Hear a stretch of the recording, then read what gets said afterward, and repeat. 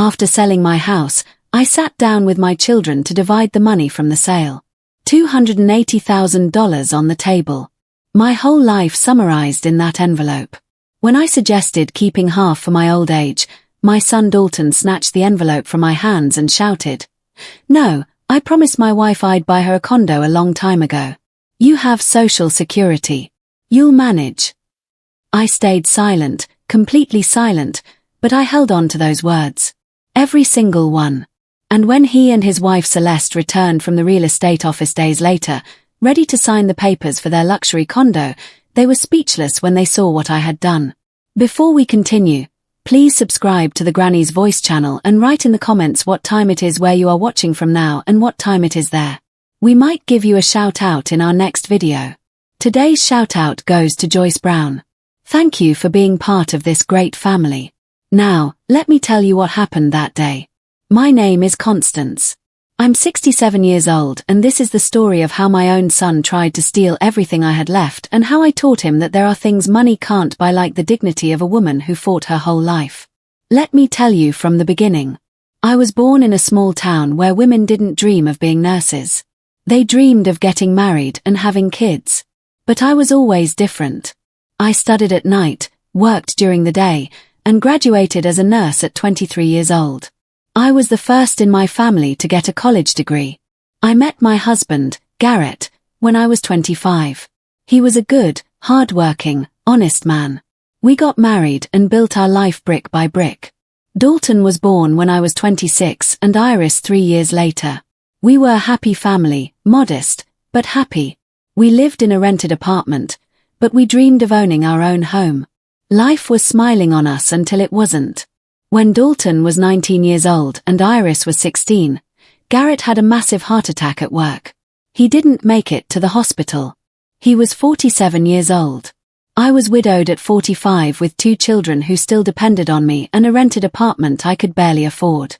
I remember that night like it was yesterday, sitting in the kitchen with the funeral bills on the table, looking at the nearly empty bank account and thinking that everything was over.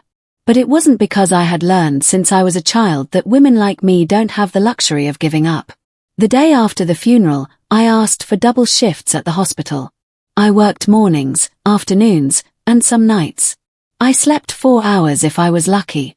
Iris learned to cook and take care of the house. Dalton also worked part-time while he was studying engineering, or so he said. For 5 years, I lived on autopilot. Work, pay bills, sleep little, repeat. I sold the few pieces of jewelry I had, including my wedding ring. That was the hardest day, but I needed the money for the kids' college. I ate once a day so they could eat 3 times. I wore the same patched-up uniform until it fell apart. And then when I was 50 years old, a distant aunt passed away and left me a small inheritance, $30,000. It wasn't a fortune, but it was enough for the down payment on a modest house. I cried when the lawyer gave me the news because finally, after so much sacrifice, I would have something of my own, a place to call home. I bought a small house on the outskirts of town. 2 bedrooms, 1 bathroom, a tiny kitchen, and a yard the size of a dining room table. But it was mine. Completely mine. I spent the next 17 years paying that mortgage religiously. Not a single late payment. I worked until I was 65 until my body begged me to stop. But I did it. I paid off the last installment 2 years before I retired. That house saw my children grow up. It saw Dalton graduate as an engineer and get a good job. It saw Iris get her accounting degree and open her own office. That house saw me grow old alone, but proud because I had kept my promise. My children were professionals. They had futures. They had more than I ever had. Dalton married Celeste 5 years ago. A 38-year-old woman, educated, always well-dressed, with a perfect smile that never quite reached her eyes. From day one, she treated me with that cold politeness that people use when they consider you inferior. Mother-in-law, she'd call me, with that sweet little tone that sounded like condescension. But I wanted to believe she was good for my son. Iris, my youngest, never married. She lived alone in an apartment near her office, visited every Sunday, and was the only one who really asked how I was, not how my health was, or if I needed anything. She asked how my heart was, if I was happy, if I was sleeping well. Iris truly knew me. Dalton had changed since he married Celeste. His visits became sporadic. When he came, he was always in a hurry. And he always ended up talking about money, about how much it cost to maintain their lifestyle, about how expensive everything was, about how Celeste deserved better things. The truth I refused to see was simple and painful. My son had become greedy. It all started about a year ago when Celeste began visiting my house more often. She'd arrive with little cakes, with coffee, with that rehearsed smile.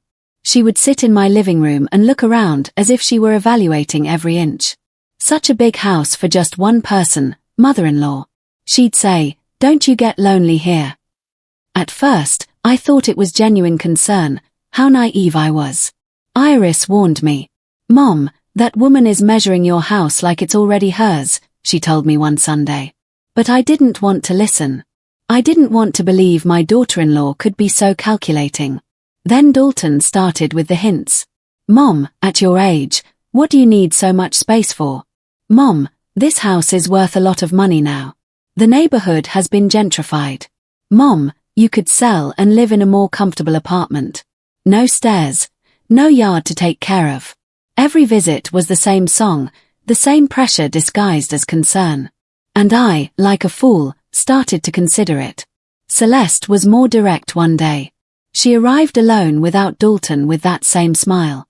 "Mother-in-law, I have to confess something," she said, taking my hand with those perfectly painted coral-colored nails. "I'm pregnant." My heart leaped. I was going to be a grandmother, but we don't have anywhere proper to live. Dalton is devastated because he promised me he would buy me a house before we had children. Her eyes filled with tears. Perfect tears that didn't ruin her makeup. There it was, the bait, the perfectly set trap. And I almost fell for it. I almost told her I would sell the house and help them. Almost. But something in my gut stopped me. A little voice told me, "Constance, don't be a fool. This smells fishy." So, I just nodded and told her I would think about it. I called Iris the next day. I told her everything. There was a long silence. Then, I heard a sigh. "Mom, that woman isn't pregnant. She's manipulating you. I saw her 3 days ago drinking wine at a restaurant." I felt the floor move beneath my feet. Celeste had lied about a pregnancy. But I didn't say anything. I didn't confront anyone. I waited and I kept waiting as the pressure mounted. Dalton called every 2 days. "Have you thought about the house, Mom?" Celeste sent texts. I even received brochures for senior living homes in the mail. Brochures I hadn't asked for. A month later, I made the decision I would sell the house, but not for the reasons they thought. I would sell it because I needed to know how far my son would go. I needed to see his true face. I hired a real estate agent. I put the house up for sale and I waited. The house sold in 3 weeks, $280,000. The day the sale was finalized, I called my 2 children and asked them to come to the house that afternoon. We needed to talk about the money. Iris arrived first, worried. "Mom, are you sure about this?" I squeezed her hand and nodded. "I need to know the truth, honey." Dalton and Celeste arrived together 40 minutes late. Celeste was wearing an elegant green dress. Dalton wore that smile that used to melt my heart when he was a boy. But now, I only saw calculation behind it. We sat at the dining room table, the same table where we had eaten dinner thousands of times. I put the envelope with the check in the center. Everyone stared at it. The silence was thick. I took a deep breath and said, "This money represents every double shift I worked, every meal I skipped, every dream I postponed. Now I want to divide it fairly." I paused. "I propose I keep $140,000 for my old age for medical emergencies to live with dignity, and I'll divide the other $140,000 between you two. $70,000 for each of you." What happened next changed everything. Dalton shot up from his chair so abruptly it nearly fell over. His face turned red, the veins in his neck standing out like tense ropes. $140,000 for you. He practically spat the words. "What do you need so much money for at your age, Mom?" Celeste placed her hand on Dalton's arm, but it wasn't a calming gesture. It was one of support, of complicity. Iris looked at me with wide eyes, as if telling me without words, I warned you. I tried to keep my voice steady. Dalton, I am 67 years old. That house was my only asset. I need that money to pay rent, for medicine, to live. I don't know how many years I have left, but I want to live them with dignity. My voice broke a little at the end, but I continued. $70,000 is more than generous for each of you. It's money I never had at your age. Celeste leaned forward with that fake expression of concern I now knew so well. Mother-in-law, but you have Social Security. You have a steady income every month. We have huge expenses, our apartment rent, Dalton's car payments, my fertility treatments. There it was again. The pregnancy lie transformed into fertility treatments. This woman was a manipulative artist. Mom, Dalton interrupted. And there was something in his tone I had never heard before. Something cold, something calculated. You know, I promised Celeste I'd buy her a condo. I promised her when we got married. She quit her job to be with me, to take care of me, to be my wife. I owe her that. He paused and looked me straight in the eyes. We found the perfect condo. $150,000. With your half and a little more, we could buy it. The silence that followed was deafening. Iris opened her mouth to say something, but I stopped her with a gesture. I needed to hear this. I needed Dalton to say out loud what he really wanted. You're asking me for my entire share of the money? I asked, though I already knew the answer. I'm not asking you for anything, Mom. I'm telling you the reality. His voice was hard now with no pretense of kindness. You get $800 from Social Security every month. That's more than enough for one person. We don't have anything secure. My job could end tomorrow. We need that security. We need that condo. He stared at the envelope on the table with an intensity that gave me chills. Besides, you paid for that house with the inheritance money from Aunt Martha. It wasn't just your effort. It was luck. I felt as if I had been slapped. Iris shot to her feet. How dare you? She yelled at her brother. Mom worked 17 years paying off that mortgage. 17 years without missing a single payment. And you call it luck? Where were you when she was working double shifts? Where were you when she skipped meals so we could eat? Dalton turned to his sister with contempt. You were always her favorite, Iris. Always defending her. But I know the truth. Mom has enough money to live. I don't. I have a wife to support, a future to build. I'm not going to apologize for wanting more out of life. I'm not asking you to apologize for wanting more, I said finally, and my voice sounded calmer than I felt. I'm asking you to understand that I also deserve security, that I also worked my whole life, that this money is mine by right. Celeste chimed in with that soft, venomous voice. No one is saying you don't deserve anything, mother-in-law. Just that, well, you've already lived your life. You've raised your children. You had your marriage. You worked. Now it's our turn. It's Dalton's turn to have what you had. A home of his own. A stable family. Don't you want that for your son? The manipulation was so obvious, it almost hurt physically. But what hurt most was seeing Dalton nod along with every word his wife said, as if she was speaking universal truths instead of selfish lies. Of course, I want Dalton to be happy, I replied slowly. But not at the cost of my own survival. Survival? Dalton let out a bitter laugh. So dramatic. Mom, you're not on the street. You're not starving. We're just asking you to be reasonable, to think about your family, your son, or does Iris matter more to you than I do? There it was. The attempt to pit me against my daughter, the divide and conquer tactic. But I knew that game. I had seen it before in manipulative patients at the hospital, in relatives fighting over inheritances, in people who used love as a weapon. This has nothing to do with preferences, I said firmly. It has to do with justice, with fairness, with respect. I placed my hands on the envelope as if protecting it. The answer is no, Dalton. I am not giving you my share of the money. $70,000 is what you will receive, and you should be grateful for that. What happened next still keeps me up at night when I remember it. Dalton lunged across the table with a speed I didn't expect from my son. He snatched the envelope from under my hands with such force that my fingers scraped against the wood. Iris screamed. I sat paralyzed, staring at my empty hands on the table. "No!" Dalton shouted, holding the envelope against his chest as if it were a treasure he had just conquered. "I promised my wife I'd buy her a condo a long time ago. I promised her, Mom, don't you understand that a promise is a promise?" His face was distorted by rage, by frustration, by something I didn't recognize in my son. "You have social security. You'll manage. You always managed." Celeste stood up beside him. And on her face, there was no surprise, no shock at her husband's violent action. There was only satisfaction, as if this was exactly what she had planned. "Dalton is right, mother-in-law.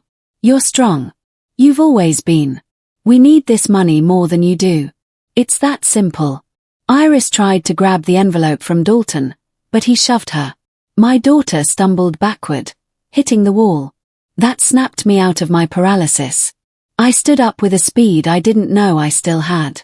"Dalton, that is theft. That money is mine."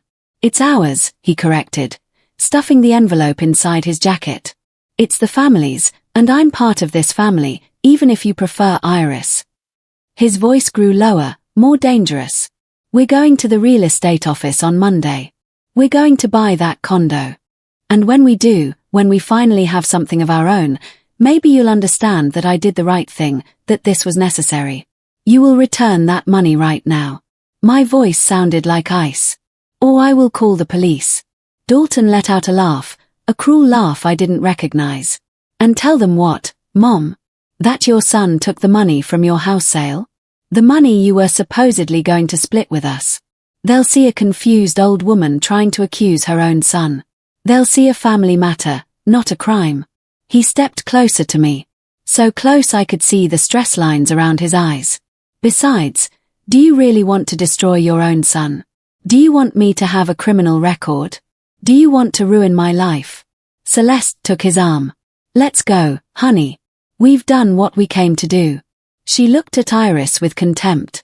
"Enjoy taking care of Mommy now that she's left with nothing. Seems like that's what you always wanted anyway." And then she looked at me. "Don't worry, mother-in-law. When we have our condo, you can come visit if you behave." They walked out the door as if it were nothing. As if they hadn't just destroyed their own mother. As if they hadn't just stolen everything I had left. I heard Dalton's car start and drive away.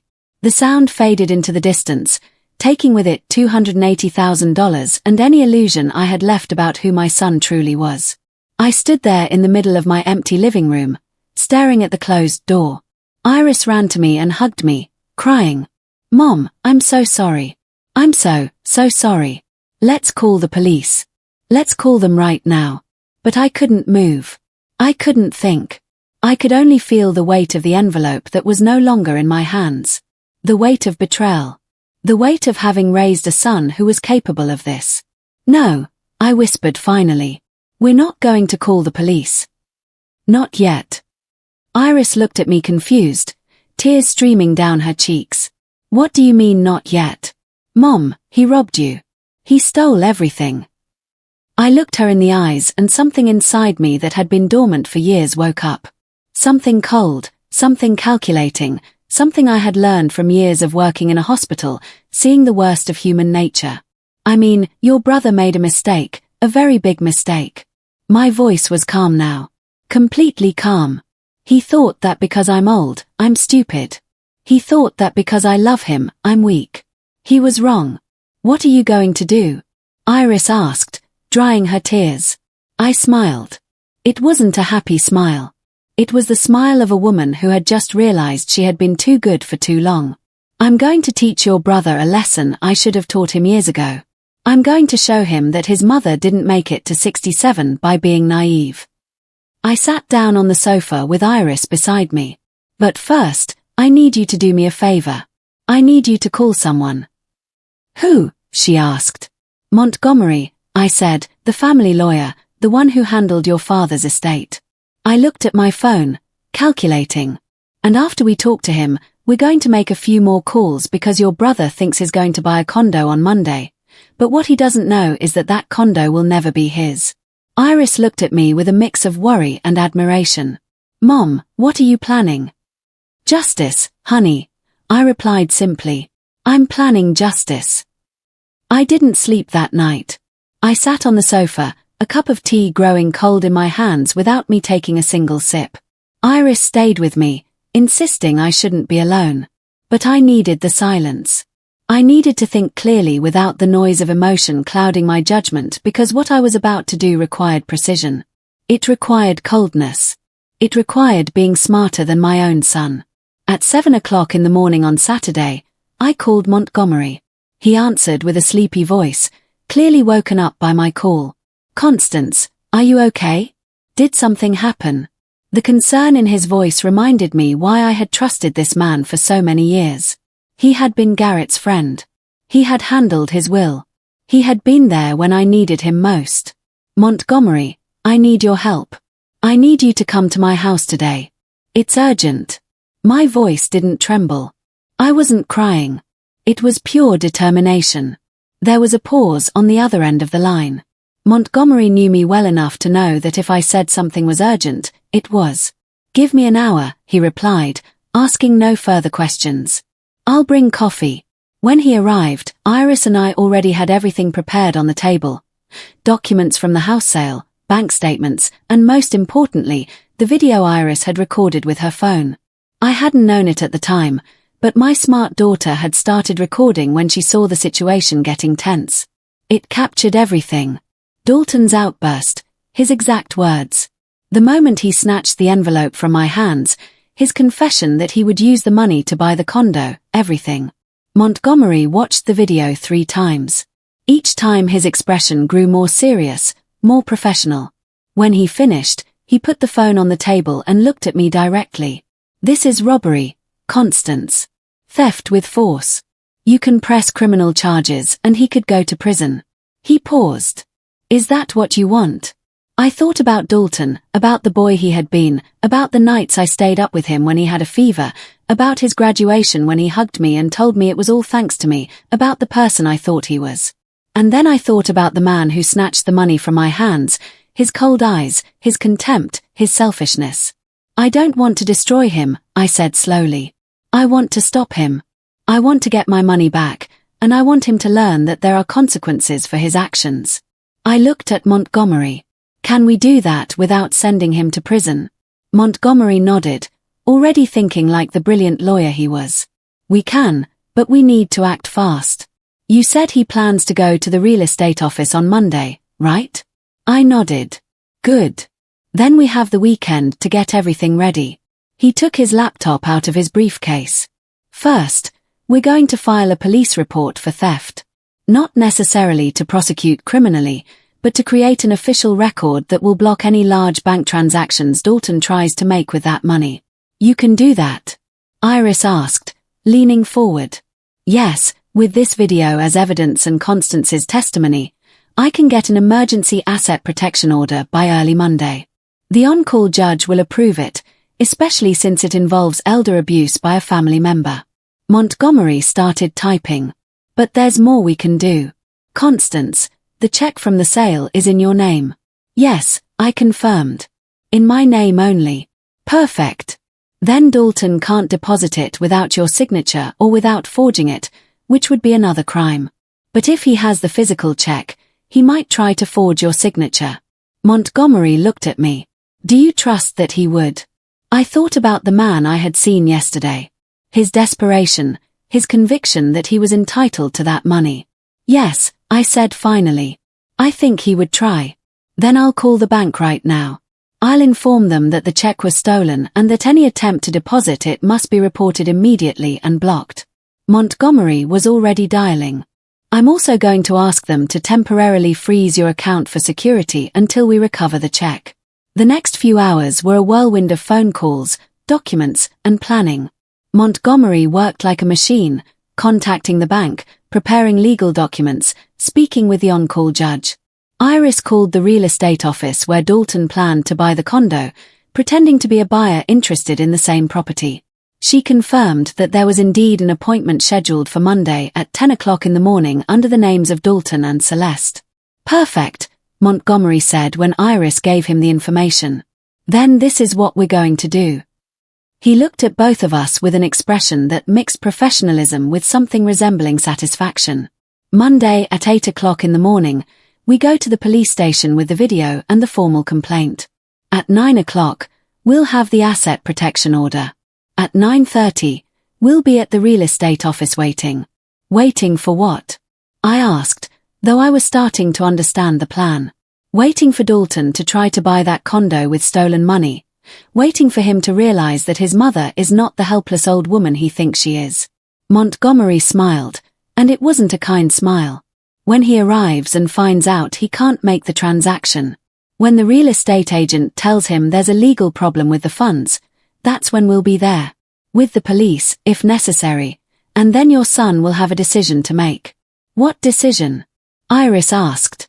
Return the money immediately and apologize, avoiding criminal charges, or face the full legal consequences, including possible prison time. Montgomery closed his laptop. The choice will be his, but at least he'll know he can't get away with it. I sat in silence, processing everything. It was a good plan. A plan that would protect my money and put Dalton in his place without completely destroying him. But there was something else I needed to know. Montgomery, if he does this, if he returns the money to avoid prison, what happens then? What happens to our relationship? Montgomery looked at me with compassion. That, Constance, only you can decide. I can protect your assets and your legal rights, but I can't repair what's broken between a mother and son. That's up to you, too. I nodded slowly. I knew he was right. I knew that even if I got the money back, something had been lost forever. Trust, respect, the illusion that my son loved me more than he loved money. Do it, I said finally. Prepare everything. We're going to teach Dalton this lesson. The rest of the weekend passed in a strange haze. Montgomery worked non-stop preparing documents. Iris stayed with me, cooking meals that neither of us really ate. I sat in my empty living room, the same room where Dalton had robbed me, and thought about everything I had lost and everything I was about to get back. On Sunday night, Iris asked if I was sure I wanted to go through with this. We can still stop it, Mom. We can still just call him and ask him to return the money. Maybe if you talk to him calmly. Her voice trailed off when she saw me shake my head. I already tried talking calmly, honey. I tried reasoning. I tried appealing to his love, his conscience, his sense of justice, and he responded by snatching the money from my hands and shoving you against the wall. My voice was firm. No, tomorrow he will learn that actions have consequences. He will learn that his mother deserves respect, and he will learn that he can't just take what isn't his. I didn't sleep that night either. I lay awake staring at the ceiling, mentally preparing for what was to come. I thought about all the times I had been too soft on Dalton. All the times I had excused his selfishness as ambition. All the times I had ignored the warning signs because I didn't want to see the truth. Those days were over. At 7 o'clock in the morning on Monday, I dressed with care. I chose simple but dignified clothes. I did my hair. I put on a little makeup. I wanted to look like what I was, a 67-year-old woman who had worked her whole life and would not allow anyone, not even her own son, to strip her of her dignity. Montgomery arrived at 7:30 on the dot. He carried a briefcase full of documents and an expression that left no room for doubt. He was ready for a legal war if necessary. Iris was already with me. She had spent the night on the sofa, insisting she wouldn't leave me alone. The three of us drank coffee in silence, each lost in our own thoughts about what was about to happen. At 8 o'clock sharp, we were at the police station. The officer on duty was an older man, maybe my age, with tired eyes that had seen too much. When Montgomery showed him the video, his expression changed. I saw him clench his jaw when Dalton snatched the envelope from my hands. I saw him shake his head when he heard my son's words. You have Social Security. You'll manage. He said to me after watching the full video, I'm very sorry you're going through this.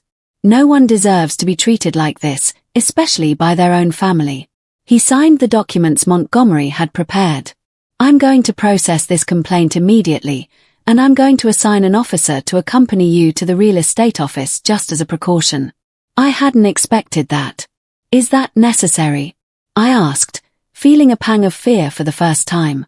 Not fear of Dalton exactly, but fear of what this meant, of how far we had come. Mrs. Constance, the officer leaned forward. Your son committed a violent act against you. We have video evidence. We don't know how he will react when he realizes his plan has been blocked. It's better to be safe. He looked at Montgomery. You did the right thing by coming here first. At 9 o'clock, we had the asset protection order. The on-call judge, a woman in her 50s with a stern expression, signed it after reviewing the video and the documents. She said to me before we left, I've seen many cases of financial elder abuse. Too many. I'm glad you had the courage to stand up for yourself. Many don't out of shame or fear of losing their family. She paused. But let me tell you something. A family that abuses you has already lost you. What you're doing now is reclaiming your dignity. Her words stayed with me as we drove to the real estate office. Montgomery drove. Iris sat next to me in the back seat, holding my hand. The police officer, a young man named Rowan, followed us in his patrol car. It was almost comical. This little convoy heading off to stop a condo sale, but I didn't feel like laughing. We arrived at 9:45. The real estate office was sleek with large glass windows and decorative plants. I could see through the windows several desks, some agents talking on the phone, a young couple looking at property photos. Everything so normal, so ordinary. They had no idea of the drama that was about to unfold. Montgomery went in first and spoke to the receptionist. He discreetly showed her his lawyer's identification and some documents. I saw the woman's eyes widen, how she called someone on the intercom. A man in a suit appeared quickly. The manager apparently. There was a hushed conversation, more document reviewing, and then the manager looked out to where I was waiting outside with Iris and Officer Rowan. They ushered us into a private office in the back.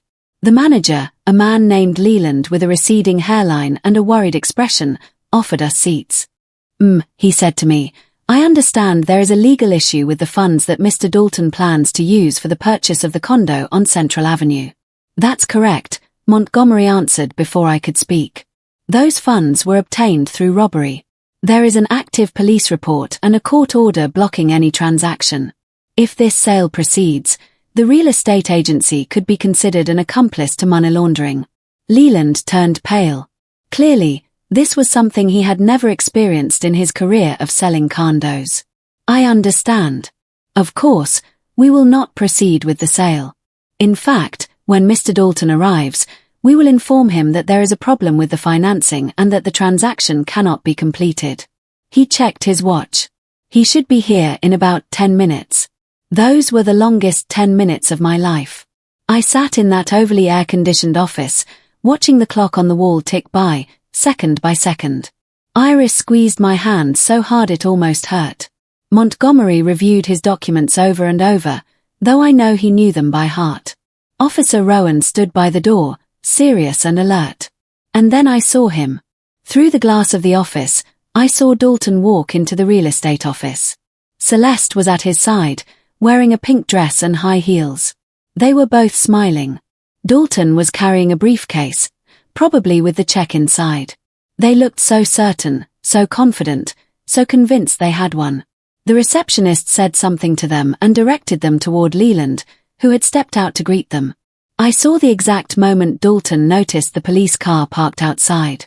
I saw his smile falter. I saw Celeste whisper something in his ear, but it was too late to run. Leland led them to his office, the one next to where we were waiting. The walls weren't completely thick. I could hear muffled voices. I heard Leland say something about a problem with the financing. I heard Dalton respond in a confused voice. What problem? I have the money right here. Cash. A check, Leland corrected. And that is precisely the problem, sir. That check is linked to an active police investigation. I cannot accept it. There was a silence and then I heard Dalton's voice louder now, agitated. What are you talking about? What investigation? That's the money from my mother's house sale. She agreed to give it to me. It's legitimate. Montgomery stood up. "It's time," he said softly. I nodded, took a deep breath, and stood. Officer Rowan opened our office door, and we crossed the short hallway to the office where Dalton was. Montgomery knocked once and entered without waiting for a reply. Iris and I followed him. Rowan stayed in the doorway, his presence a silent reminder that this was now a legal matter. You should have seen Dalton's face when he saw me walk in. First confusion, then understanding, and finally panic. "Mom," he said, his voice rising an octave. "What are you doing here? What is all this?" Celeste was frozen in her chair, staring at me as if she had seen a ghost.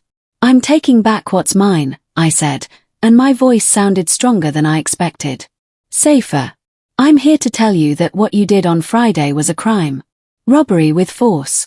And I am not going to let you use my money, the money I earned with years of sacrifice, to buy anything." Dalton stood up so fast his chair rolled backward. "A crime? I'm your son. We were splitting the house money. It wasn't robbery. It was a family disagreement." He looked at Leland, at Montgomery, at the officer, searching for support. "She's confused. She's elderly. Sometimes she gets confused." "I'm not confused," I said coldly. "And I have a video that shows exactly what you did.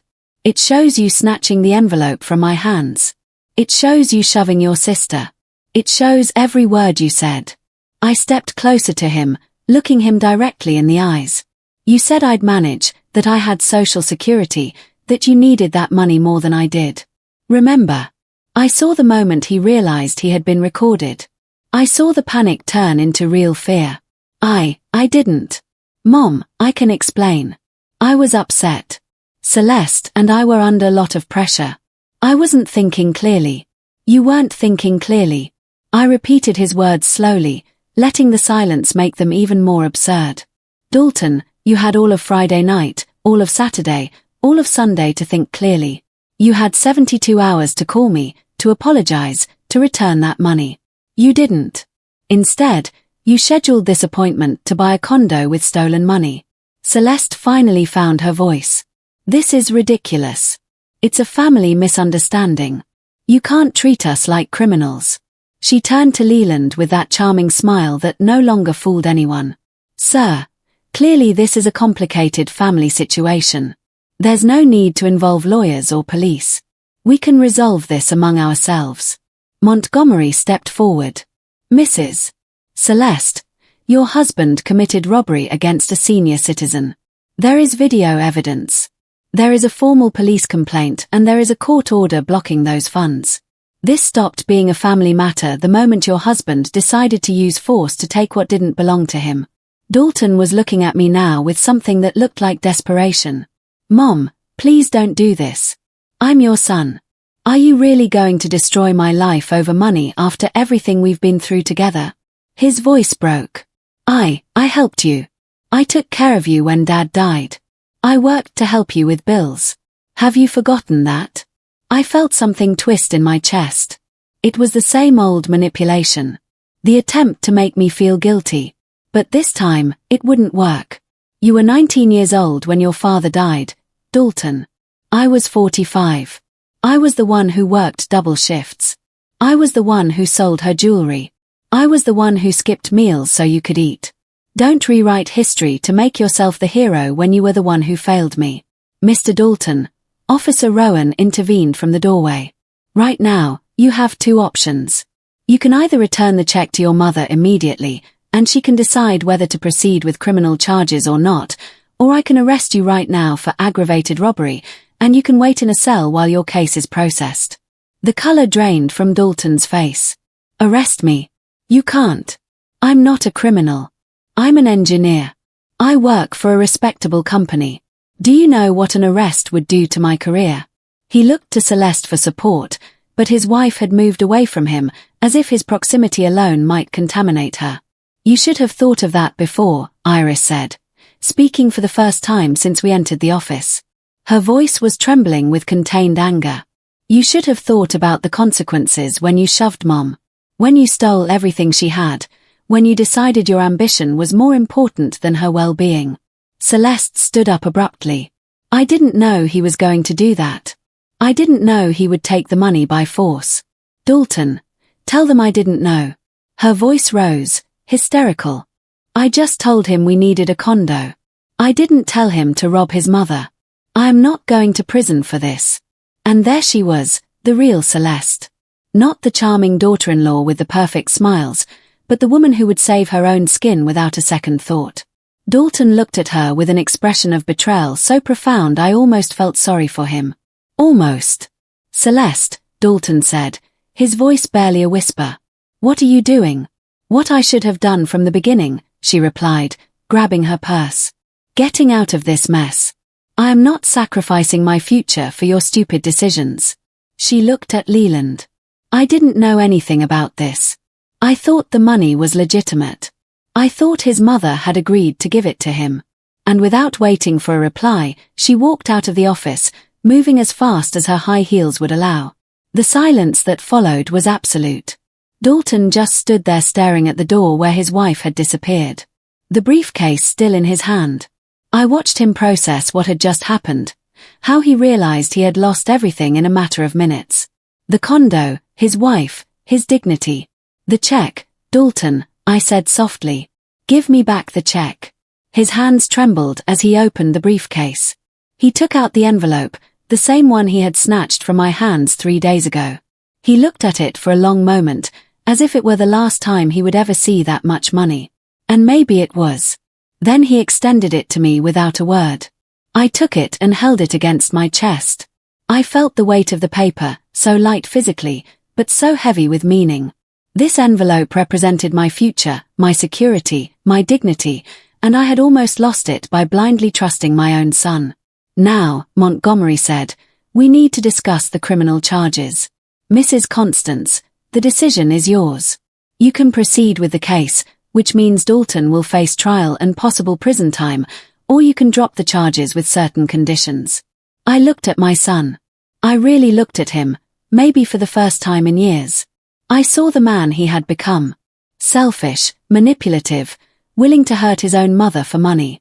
But I also saw the boy he had been. The boy who cried in my arms when he had nightmares. The teenager who held me at his father's funeral, the person who had existed before greed consumed him. I'm not going to press charges, I said finally. Iris looked at me, surprised, but I continued. But I have conditions. First, you are going to sign a legal document acknowledging what you did and waiving any claim to my money now or in the future. Second, you are going to therapy, not for me, but for you, because you clearly need help. Third, I don't want to see you or speak to you for at least 1 year. Mom, Dalton started, and there were tears in his eyes. Now, I'm not finished, I interrupted.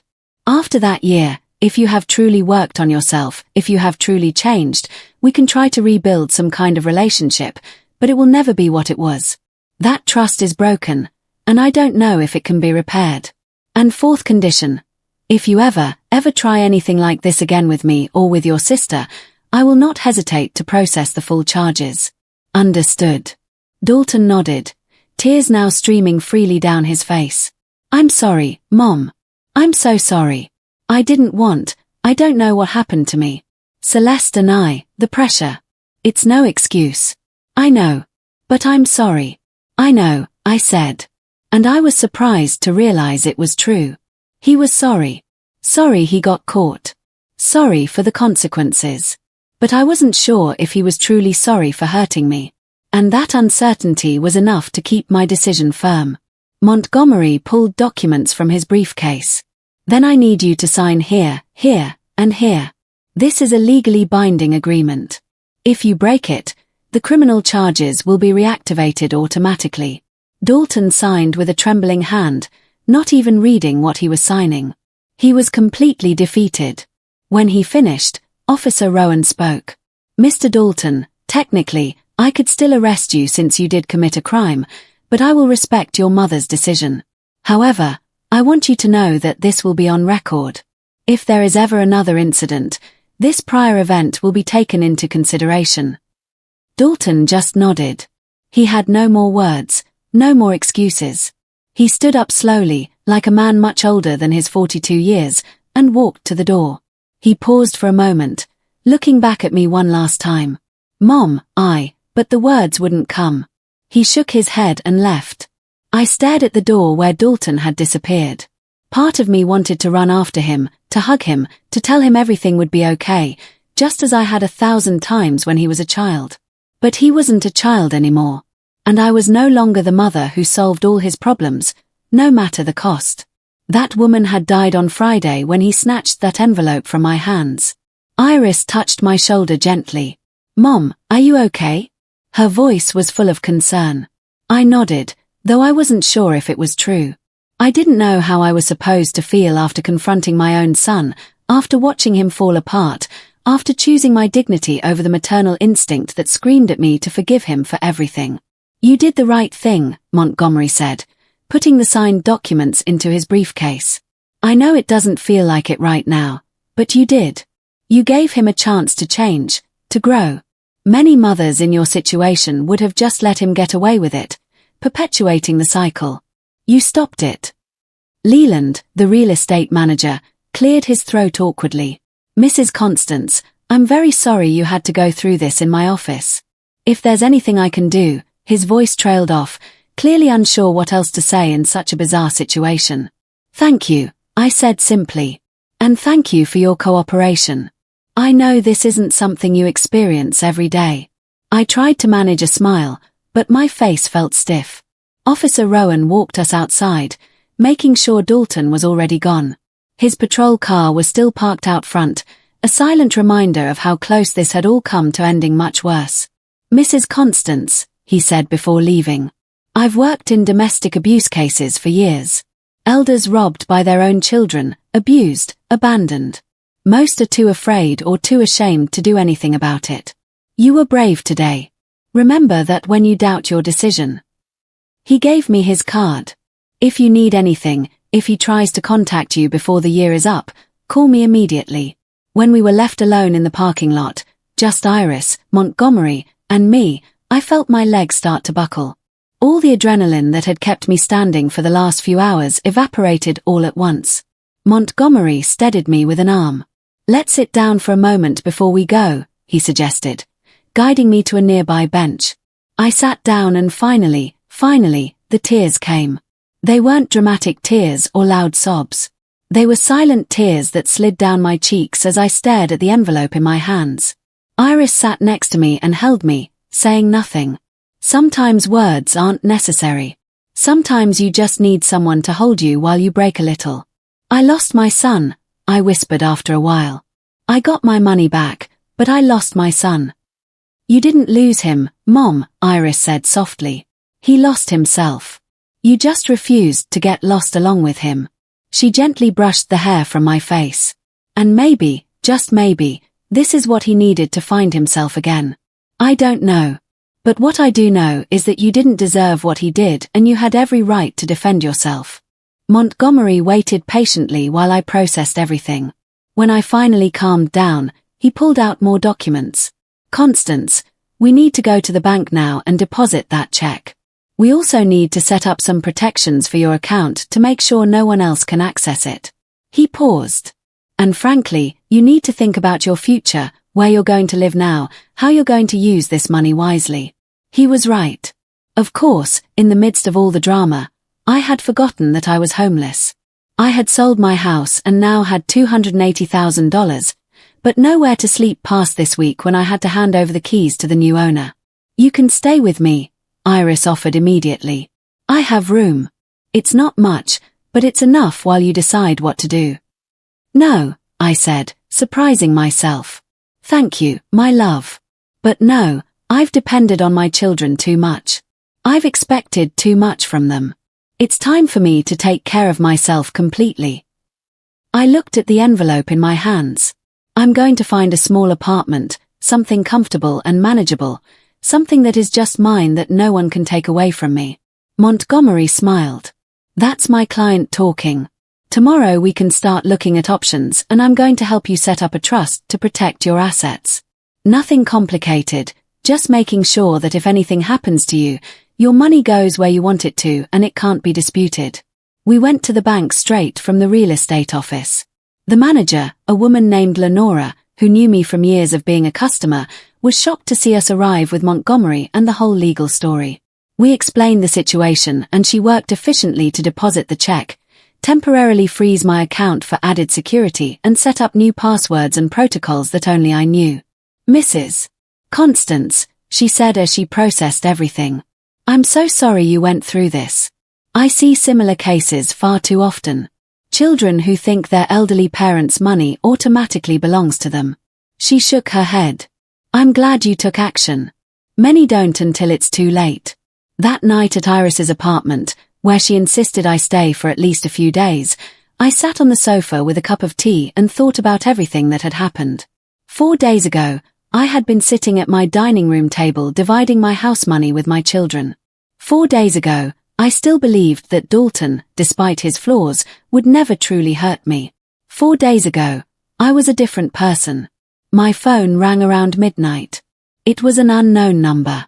I ignored it. It rang again 5 minutes later and again 10 minutes after that. Finally, I checked the voicemail. It was Celeste. Mother-in-law. Her voice sounded different now without the artificial sweet tone. It sounded tired. Real. I know you probably don't want to hear from me, and I get it, but I need you to know something.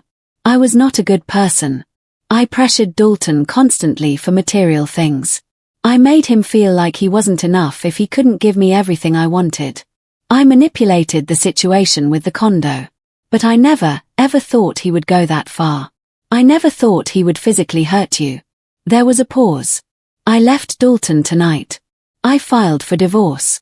Not because of what he did to you today, but because I finally saw who he had become because of me and who I had become. I don't expect your forgiveness. I just wanted you to know the truth. I deleted the message. I didn't have the energy to process Celeste's apology or to feel satisfaction that she had left Dalton. All I felt was a deep, bone-weary exhaustion. Iris came in with more tea. You can't sleep? She asked, sitting next to me. I shook my head. Mom, I know it hurts now. I know you feel like you lost Dalton, but I want you to know something. She took my hand. I'm proud of you. So proud. You taught me something today that I will never forget. You taught me that self-love isn't selfishness. That setting boundaries isn't cruelty. That defending yourself doesn't make you a bad person. I don't feel like a good person, I admitted. I feel like a mother who failed. You didn't fail, Iris said firmly. Dalton made his own choices. You made yours, and yours were the right ones. She hugged me. Now get some rest. Tomorrow we start looking for your new home. A place where you can be happy without fear. I fell asleep that night on my daughter's sofa, exhausted, but strangely at peace. I had been through a storm and I had survived. I had lost something precious. But I had gained something even more precious. My dignity. The following days passed in a strange mix of normalcy and surrealism. In the mornings, Iris would go to her office and I would stay in her apartment drinking coffee and staring out the window without really seeing anything. In the afternoons, Montgomery would take me to see apartments, small, manageable ones, some with park views, others near shopping centers, all functional. None of them felt like home yet. Give it time, Montgomery would tell me every time I rejected an option. You just lost your home of 17 years and confronted your son. Don't expect to feel thrilled about moving right away. He was right as usual. But that didn't make the process any easier. On Wednesday, we found something different. A condo on the 3rd floor of a building about 20 minutes from where Iris lived. 2 bedrooms, a small balcony with plants left by the previous owner, and most importantly, large windows that let in the afternoon sun. When I walked in and saw the golden light filling the empty living room, I felt something. It wasn't love at first sight, but it was something, a spark of possibility. This one, I said, surprising Montgomery and the realtor. This is the one. The price was reasonable, $75,000. It would leave me with plenty of money for furniture, emergencies, and to continue living comfortably with my social security. Montgomery reviewed all the legal documents, made sure there were no hidden problems, and a week later, I signed the papers. For the second time in my life, I was a homeowner. But this time was different. This time, it was just for me. Iris helped me move. I didn't have much to move. Most of my belongings had been sold with the house. I bought new furniture, simple but comfortable, a bed that wouldn't hurt my back, a sofa where I could read, a small table for two, not for large families. Everything was new. Everything was a fresh start. The first night in my new apartment, I sat on the balcony with a cup of tea and watched the city light up as the sun went down. I could hear the distant traffic, children playing in the nearby park, life happening all around me. And for the first time in weeks, I felt something close to peace. My phone had been silent since the confrontation at the real estate office. Dalton hadn't tried to contact me, respecting at least that part of our agreement. Celeste had called one more time, but I didn't answer. Some bridges are better left burned. But then, 3 weeks after I moved in, I received something unexpected. It was a letter handwritten in Dalton's script that I would recognize anywhere. I held it in my hands for several minutes before opening it, debating if I wanted to read whatever it had to say. Finally, curiosity won. Mom, it began. I know we agreed to no contact for a year, but I need to write this even if you don't read it until after. I started therapy like I promised. At first, I went because it was part of the agreement, but then I started going because I realized how much I needed it. My therapist has helped me see things about myself I didn't want to see. How Celeste manipulated me, yes, but also how I let myself be manipulated because it was easier than facing my own demons. How I always felt like I was never enough. That I always needed more to prove my worth. How I turned your sacrifice into a burden, into something you owed me instead of seeing it as the act of love it was. The letter went on for several pages. Dalton talked about his divorce from Celeste, which had been finalized quickly once she realized he didn't have the money she expected. He talked about losing friends who were only interested in his apparent success. He talked about facing who he really was without the masks he had built. I'm not writing this for you to forgive me, it said near the end. I'm writing because I need you to know that what you did, confronting me, stopping me, was the best thing anyone has ever done for me. It hurt. It still hurts, but it was necessary. You saved me from becoming someone completely lost. I don't know if we'll ever be able to rebuild our relationship, but I want you to know that I'm working on myself. Not for you, but for me, because I finally understand that I need to be right with myself before I can have healthy relationships with anyone else. I love you, Mom. I've always loved you. I just lost sight of what that really means. I finished the letter with tears streaming down my face. They weren't tears of immediate forgiveness or happy reconciliation. They were tears of acknowledgement. Acknowledgement that my son was finally seeing the truth. I didn't know if it was permanent. I didn't know if he would really change, but it was a start. I put the letter in a drawer. I wouldn't answer it. Not yet. The agreement was a year of silence, and I would respect it. But knowing he was working on himself, that my decision had had the effect I'd hoped for, lifted a weight I had been carrying. The months passed. I settled into a quiet routine. In the mornings, I walked in the park. In the afternoons, I read or tended to the plants on my balcony. Iris came over for dinner twice a week. Montgomery visited occasionally to check on my finances and make sure everything was in order. I made friends in the building. Other women my age with their own stories of survival. One of them, Winifred from the 5th floor, became my confidant. I told her the whole story one afternoon over coffee on my balcony. She listened without interrupting, nodding at the appropriate times. When I finished, she told me something I'll never forget. Constance, do you know the difference between women who survive and women who thrive? I shook my head. The ones who survive endure. The ones who thrive set boundaries. You thrived. She took my hand. And believe me, your story will inspire others. It's already inspired me. Winifred was right. When I shared my story with other women in the building, many confessed similar situations. Children pressuring them for money, relatives abusing their generosity, all of them feeling guilty for even considering standing up for themselves. I told them what I had learned. That love doesn't mean letting yourself be trampled. That being a mother doesn't mean sacrificing your dignity. That it's okay, more than okay, to protect yourself. 6 months after I moved in, I finally felt at home. The apartment was no longer just an empty space with new furniture. It was my sanctuary. I woke up every morning without anxiety. I went to sleep every night without fear. My money was safe in the bank, growing slowly with conservative investments Montgomery had suggested. My health was stable. My heart, though still bruised, was healing. Iris surprised me one Saturday with news. "Mom, I met someone," she said with a shy smile. "His name is Jasper. He's an accountant, too, and I want you to meet him." The excitement in her voice filled me with joy. My daughter, who had said she would never get married, who had seen too much pain, was allowing herself to be happy. "I'd love to meet him," I said, hugging her. And it was true. After all the darkness, seeing my daughter shine was like seeing the sun after an endless storm. That night, alone on my balcony under the stars, I thought about the year that had passed. About how everything had changed in an instant. About how I had lost a son but found myself. About how the money I almost lost wasn't really about the money at all. It was about respect, about self-worth, about finally, after 67 years, putting my own needs on the same level as everyone else's. The year of silence agreed upon with Dalton was nearing its end. It was strange how time could feel simultaneously eternal and fleeting. Some days I missed my son with a physical ache in my chest.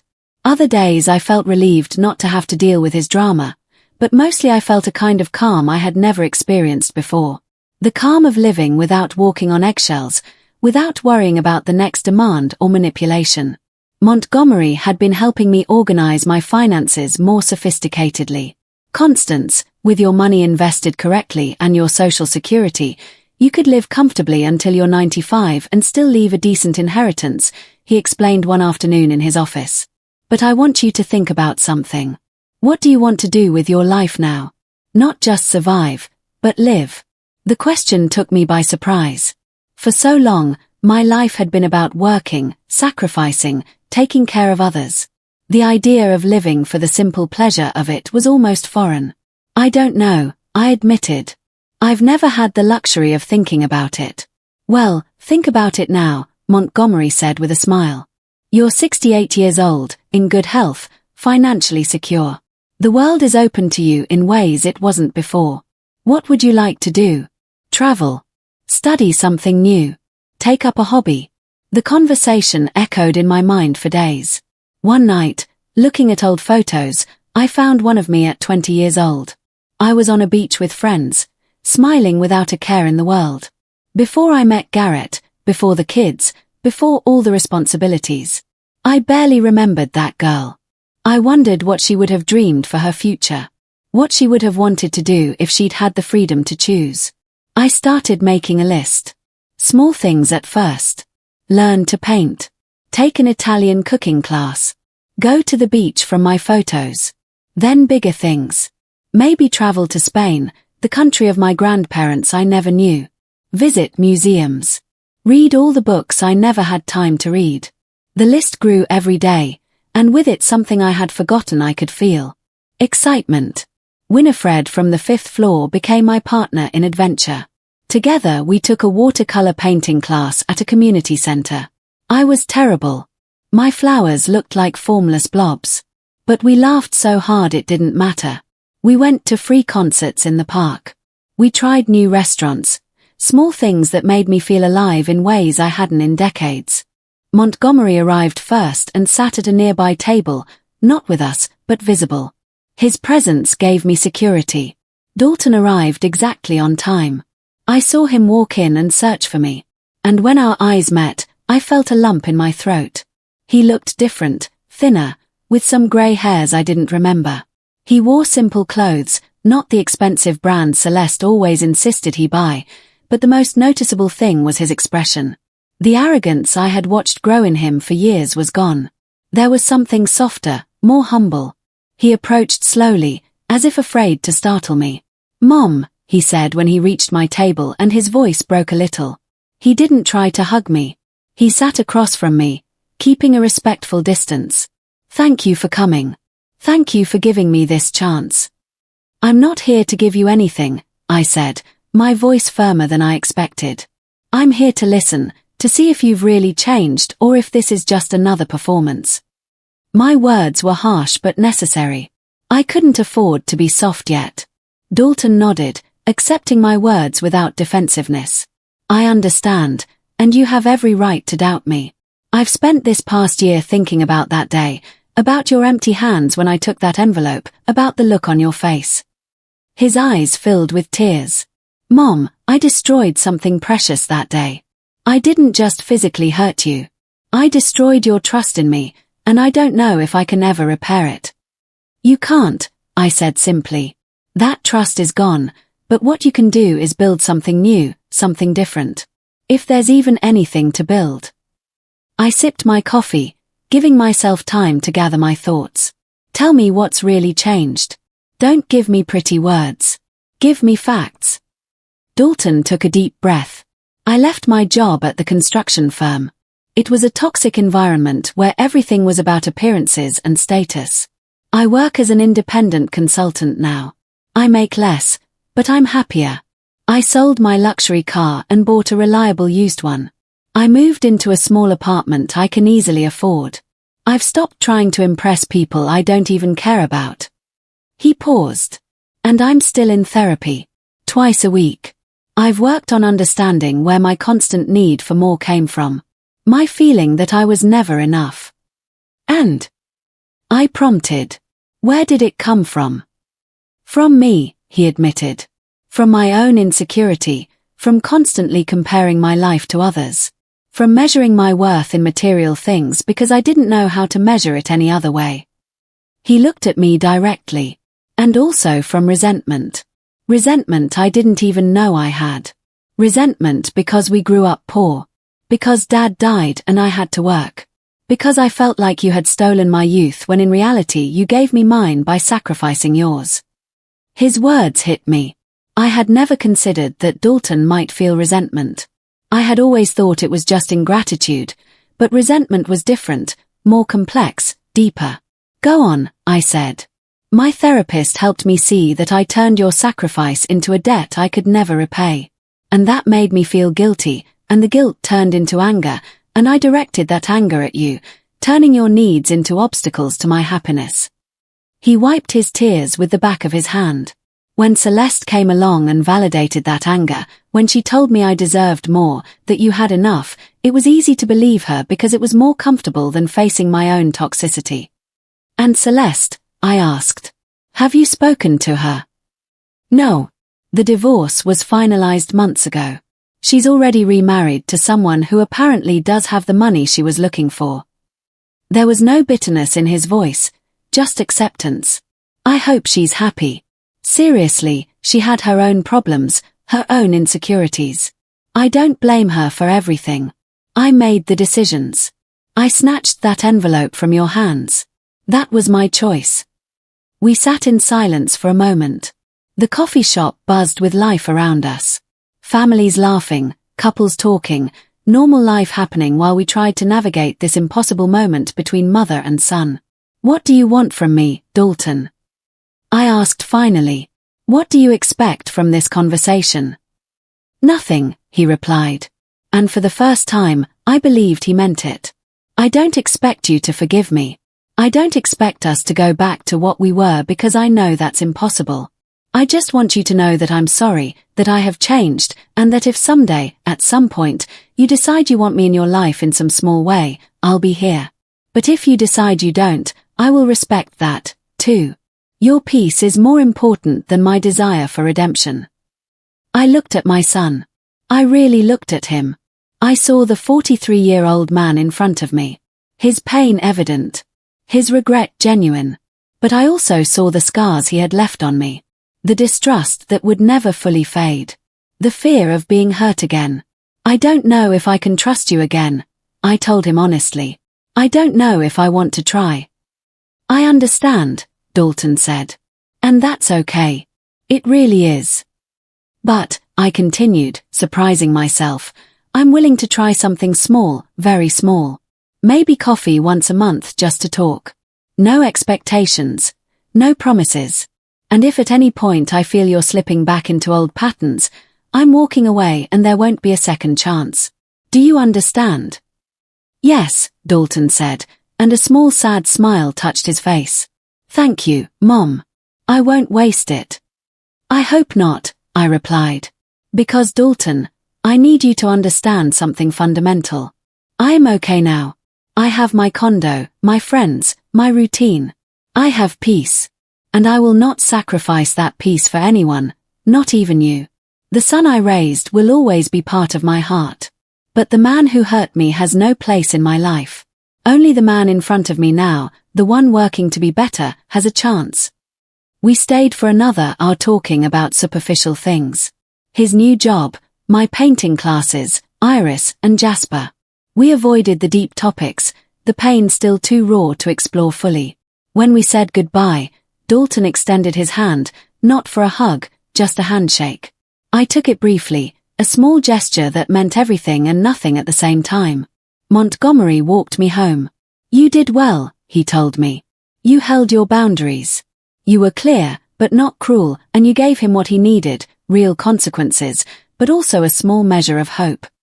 He smiled. I'm proud of you, Constance. That night, on my balcony, I reflected on the year that had passed, on the betrayal that broke me, but also freed me.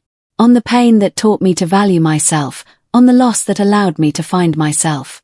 Dalton thought he could snatch my dignity along with my money. He was wrong.